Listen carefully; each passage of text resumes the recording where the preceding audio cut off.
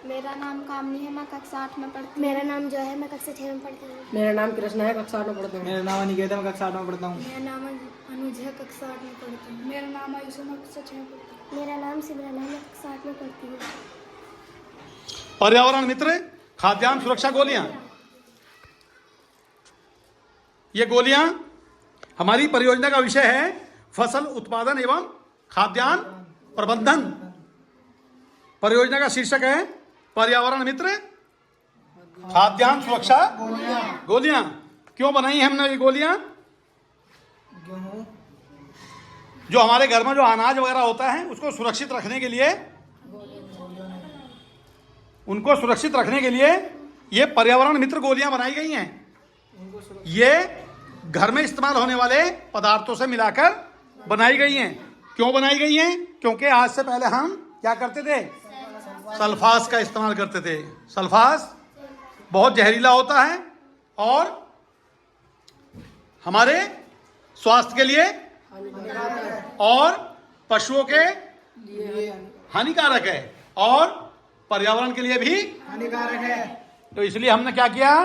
पर्यावरण मित्र गोलियां बनाई हैं। ठीक है, इनको हम गेहूं और चावल को और इसके अलावा मक्का इत्यादि जो भी अनाज हम पैदा करते हैं खेती में, उनको सुरक्षित रख सकते हैं, कीट पतंगों से बचा सकते हैं, कीड़े मकोड़ों से बचा सकते हैं। तो इन गोलियों को बनाने के लिए हमने घर में इस्तेमाल होने वाली चीजों का प्रयोग किया है। क्या क्या चीजों का प्रयोग किया है? जैसे लौंग, दालचीनी, तेजपत्ता, लहसुन, नीम के पत्ते, चूल्हे की राख, पानी इत्यादि। और ये हमारी टीम है अनिकेत कुमार, कृष्णा, इशिका, कामनी, जोया, अनुज और आयुष और सिमरन। तो इनको हमने कैसे बनाया है? कौन बताएगा? कैसे बनाया आपने इनको? दालचीनी, लौंग। इनको गोलियों को कैसे बनाया है? जो ये गोलियां हैं ये कैसे बनाई हैं आपने? इन सारे मिश्रणों को एक जगह मिलाकर पीस लिया, पीस के इसका पाउडर बना दिया और उसके बाद चूल्हे की राख उसमें मिला के आवश्यकता अनुसार पानी मिला के हमने इसको आटे की तरह गूंथ लिया।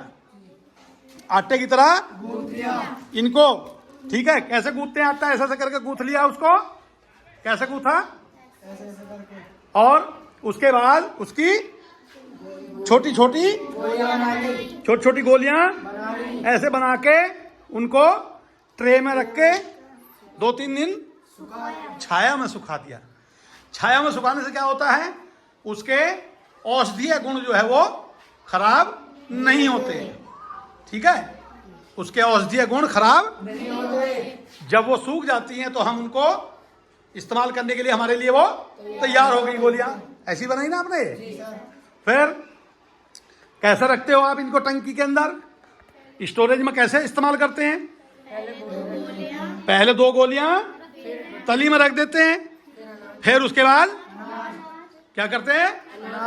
अनाज उसके ऊपर, फिर उसके बाद फिर गोलियां रख देते हैं, फिर उसके बाद अनाज डालते हैं। इस तरह मतलब आप जो है परत बाई परत, लेयर बाई लेयर ये गोलियां रखकर अनाज को प्रिजर्व कर देते हैं, स्टोर कर देते हैं। तो ये जो है हमारा अनाज, बाहरी जो कीट पतंगे जो बरसात में कीड़े वगैरह लग जाते हैं, घुन लग जाता है ना, सुरसरी हो जाती है, सुरसरी बोलते हैं ना उनको, तो वो गेहूं को चावल को खराब कर देती हैं, चावल में भी कीड़े हो जाते हैं, तो उन सब से ये हमको उसको सुरक्षित करती हैं।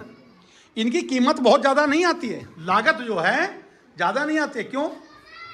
क्योंकि इसमें ज़्यादातर चीज़ें कैसी हैं? घरेलू हैं, है ना। तेज पत्ता, लौंग, दालचीनी, इन 2-3 आइटम को छोड़ के बाकी चीज़ें सब फ्री में उपलब्ध हैं, है ना। तो इसलिए इनकी कीमत भी ज़्यादा नहीं है और पर्यावरण को सुरक्षित रखने की दृष्टि से ये बहुत ही उपयोगी हैं। तो आप क्या कह सकते हैं? कह सकते हैं कि हमारी ये गोलियां, कौन सी गोलियां? पर्यावरण मित्र गोलियां जो हैं, खाद्य सुरक्षा गोलियां जो हैं, अनाज को सुरक्षित तरीके से स्टोर करने का एक अच्छा विकल्प है, जिसमें पर्यावरण भी सुरक्षित रह सकता है, जिसमें पर्यावरण भी सुरक्षित पूरी रह तरह सुरक्षित रह सकता है। रह सकता है, यानी पर्यावरण